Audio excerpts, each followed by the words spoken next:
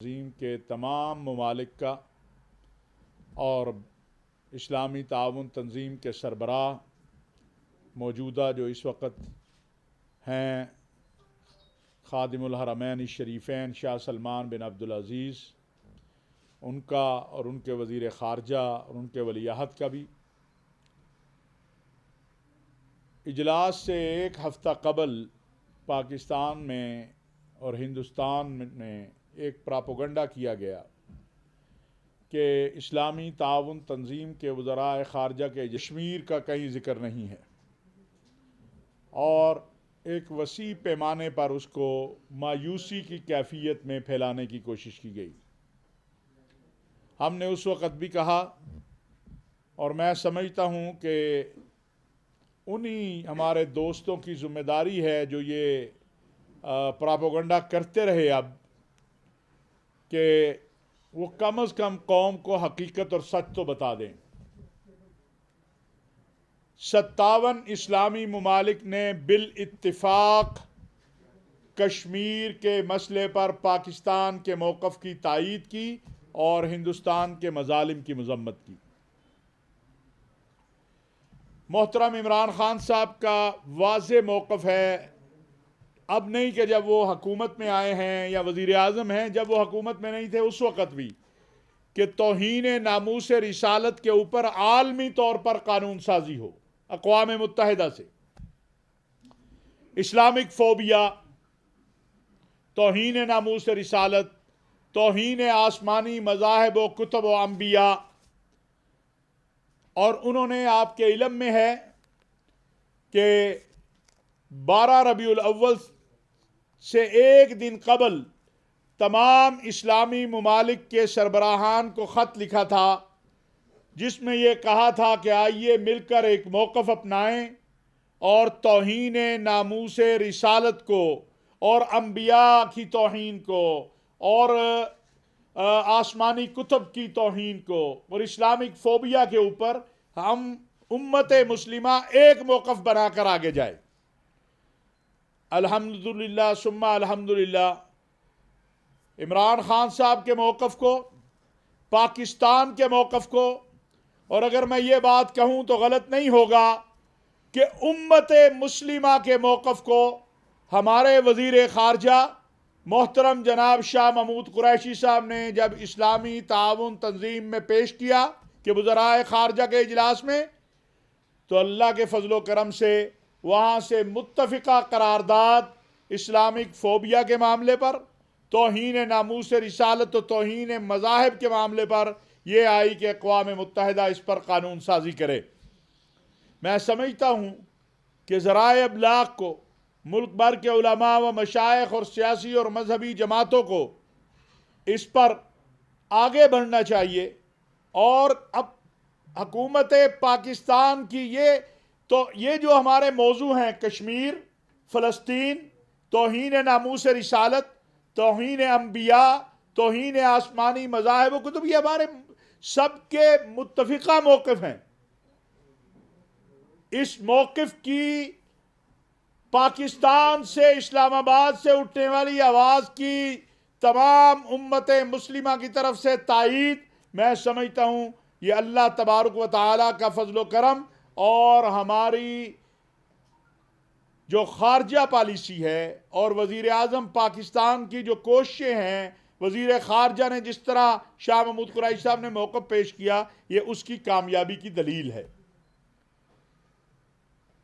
इसी तरह मैं ये समझता हूँ कि गुज़श्ता 10 सालों के दौरान मैं एक अदना सा इस्लामी अरब दुनिया का तालिब इल्म हूँ, जो इस वक्त हमारी इस्लामी और अरब ममालिक के साथ ख़ारजा पॉलिसी के हवाले से ताल्लुकात हैं, वो पिछले 10 सालों में भी ऐसे बेहतर नहीं थे।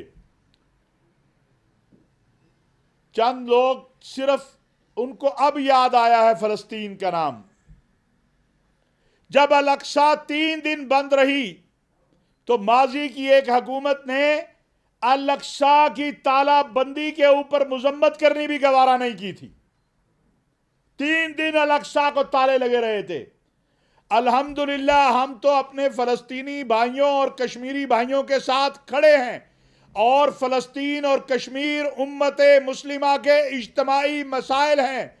जब तक फ़लस्तीनी रियासत कायम नहीं होती और कश्मीर का मसला अक़वाम मुत्तहिदा की करारदादों के मुताबिक हल नहीं होता, ये हमारी पहली तरजीह है। और इंशाअल्लाह मैं आपको सिर्फ ये बताना चाहता हूँ, दिन इमरान खान साहब के साथ एक नशिस्त में जब फ़लस्तीन की बात आई तो उन्होंने बड़े दर्द दिल से ये कहा कि अगर हम इसराइल को तस्लीम करने की बात भी करें तो अपने अल्लाह को क्या जवाब देंगे। एक दिन उस अल्लाह के सामने भी पेश होना है। इसलिए जिन लोगों को अब याद आया है फ़लस्तीन, यह भी इमरान खान साहब की बरकत से याद आया है कि इमरान खान साहब ने फ़लस्तीनियों की और कश्मीरियों की अल्हम्दुलिल्लाह जिस सतह पे तर्जुमानी की है, और आज आप ज़राए इब्लाग के लोग हैं, पूरी दुनिया के अंदर कश्मीर और फ़लस्तीन आलमी ज़राए इब्लाग में छप रहा है। जो कभी हमें एक कश्मीरी की खबर कहीं आलमी मीडिया या अरब मीडिया में छपवाने के लिए पता नहीं कितनी कोशिशें करनी पड़ती थी। तो इसी तरह हम इस पर तमाम अपने बरादर इस्लामी ममालिक का शुक्रिया भी अदा करते हैं। आज अफ़गानिस्तान, कश्मीर, फ़लस्तीन, इस्लामिक फ़ोबिया, तौहीन मूस रिसालत के मसले पर कानून साजी, इन सब में पाकिस्तान का मौक़िफ़ आलमी सतह पर माना भी जा रहा है और उसको आगे भी बढ़ाया जा रहा है। और किसको खारजा पॉलिसी की कामयाबी कहा जाता है? अगर कोई ये समझता है कि खारजा पॉलिसी की कामयाबी ये है कि हुक्मरानों के पास जाया जाए दोस्त ममालिक के और उनसे अपने अजीज़ों, अपने बच्चों, अपने दोस्त अहबाब के लिए जो मराआत ले ली जाएं, तो ये याद रखिए इमरान खान और उसकी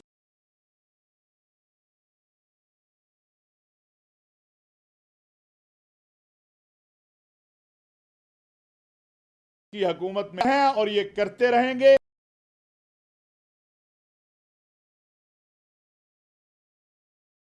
और हमारे अल्हम्दुलिल्लाह मदारिस के ज़िम्मेदारान के साथ आपके इल्म में है, 2 रोज़ पहले लाहौर में मोहतरम जनाब शफ़क़त महमूद साहब के मुज़ाकरात हुए हैं और कोरोना SOPs के मामले, एहतियाती तदाबीर के मामले पर तमाम चीज़ें तय हो गई हैं। इसी तरह इतवार को हमारी जो मसीही बरादरी के ज़िम्मेदारान बिशप साहिबान हैं वो लाहौर में, उनसे हमारी नशिस्त हुई है और उन्होंने भी ये यकीन दहानी कराई है कि तमाम जो उनकी आगे आने वाली तकरीबात हैं क्रिसमस की, उनमें मुकम्मल कोरोना के मामले में एहतियाती तदाबीर को इख्तियार किया जाएगा। मसाजिद में भी पहले ही ऑलरेडी है। और आज मुझे असद उमर साहब ने बताया कि पाकिस्तान के अंदर अल्हम्दुलिल्लाह पाकिस्तान दुनिया इस्लाम का वो अहम तरीन मुल्क था और है कि जिसमें मसाजिद कोरोना के दौरान भी खुली रहीं जब सारी दुनिया में मसाजिद बंद हुई थी। इंशाअल्लाह मसाजिद भी खुली रहेंगी। मदारस के लोगों के साथ भी मामला तय पा गए हैं कोरोना की सूरत हाल पर। कल एक अहम इजलास भी इंशाअल्लाह हो रहा है इसी उलमा के साथ। इसी हवाले से हमारी कौम से भी ये अपील है, मैं ख़ुद इससे गुज़रा हूँ कोरोना से। ये एक ऐसी वबा है जिसका अभी इलाज बरतानिया ने आज कहा है कि उनकी वैक्सीनेशन जो है, वैक्सीन उन्होंने शुरू की है। अल्लाह करे इसका इलाज जल्द अज जल्द मिल जाए, लेकिन उस वक़्त तक इसका इलाज तो ये मास्क ही है जो आपको और हम सबको पहनना है और एहतियाती तदाबीर है। आखिरी बात, मैं ये बात कहना चाहता हूँ कि किसी को गलतफ़हमी नहीं रहनी चाहिए। हम नामूस रिसालत अक़ीदा ख़त्म नबूवत के चौकीदार हैं। आप सियासत सियासी मैदान में कीजिए। बड़े दुख की बात है कि कुछ लोग अक़ीदा ख़त्म नबूवत पे हमला आवर होते हैं, लोगों के अक़ायद पे हमला आवर होते हैं। वो ये चाहते हैं कि हम अपने सियासी मकासद के लिए कि हमारा मुखालिफ जो है वो आकर जो है हमारे सामने अपना इस्लाम पेश करे और हम उसकी सनद जारी करें। मेरे भाई, जो ला इलाहा इल्लल्लाह मुहम्मदुर रसूलुल्लाह पढ़ने वाला है, अल्लाह की तौहीद का मानने वाला है, रसूलुल्लाह सल्लल्लाहु अलैहि वसल्लम की ख़त्म नबूवत और रिसालत का मानने वाला है, असहाब और रसूल और अहले बैत से मोहब्बत करने वाला है, उसको इस कलमा पढ़ने के बाद और इस अकीदे के बाद किसी सनद की ज़रूरत नहीं है। सियासत कीजिए, सियासी मैदानों में कुछ लीडरान ये समझते हैं और वो इस तरफ जा रहे हैं कि पाकिस्तान में लीबिया जैसी सूरत हाल पैदा करें। वो कौम में और फ़ौज में बदएतमादी पैदा करना चाहते हैं। वो कौम में और मुल्क के सलामती के इदारों के दरमियान बदएतमादी पैदा करना चाहते हैं। मैं उनको आगाह करना चाहता हूँ कि पाकिस्तानी कौम ने अपनी सलामती के इदारों और अपनी फ़ौज पे 80,000 जानें देकर भी एतमाद किया है। हमने मिलकर दहशतगर्दी को शिकस्त दी है। जब हमारे ब्रदर मुल्क इराक, शाम, यमन, लीबिया एक ऐसा मुल्क था जहां अमन ही अमन था, वो तबाह हुए, लेकिन पाकिस्तानी कौम की फौज ने, सलामती के इदारों ने और कौम ने मिलकर दहशतगर्दी को शिकस्त दी है। उनके ये अज़ाइम इंशाअल्लाह ना कल कामयाब हुए थे, ना आइंदा कामयाब होंगे। और एक आखिरी अपील करना चाहता हूँ, सारी कौम से करना चाहता हूँ, तमाम मकातिब फ़िक्र के पाकिस्तान और बैरून पाकिस्तान, शेखुल अज़हर की तरफ से करना चाहता हूँ, इमाम काबा की तरफ से करना चाहता हूँ, मजमा फ़िक़्ह इस्लामी की तरफ से करना चाहता हूँ कि अपने बच्चों को पोलियो के कतरे पिलाइए। मैं उन खुशनसीबों में शामिल हूँ जिन्होंने, जो आलमी तौर पर फतवा तैयार हुआ था पोलियो के हवाले से, मुस्लिम उलमा ने किया था, उनमें मैं शामिल था। उसमें हज़रत मौलाना समीउल हक शहीद रहमतुल्लाह अलैह, शेखुल अज़हर, मुफ्ती रफ़ी उस्मानी